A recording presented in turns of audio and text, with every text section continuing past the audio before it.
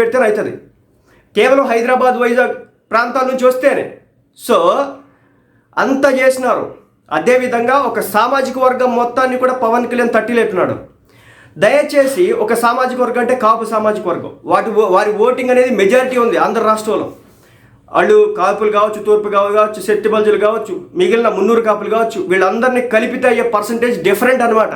So మీరు పవన్ కళ్యాణ్ గారి గురించి అడిగినప్పుడు టీడీపీ పార్టీ నాయకులు ఎవరైనా సరే ఒక మాట చెప్పండి. మీ మనసులో చెప్పాలని కాంక్ష కోరిక లేకపోయినా తప్పనిసరిగా దాన్ని బయటికి తీయాల్సిందే. ఎందుకంటే అది కూటమికి ఇబ్బంది పాలవుతుంది.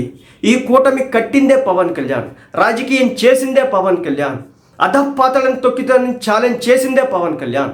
ఇదే పవన్ కళ్యాణ్ నెక్స్ట్ ఎలక్షన్స్లో ఇదే జగన్మోహన్ రెడ్డి గారితో పొత్తు కడితే పరిస్థితులు ఎలా ఉంటాయో ఊహించుకోవడానికే మీ ఊహకు వదిలేస్తా. ఎందుకో చెప్తా.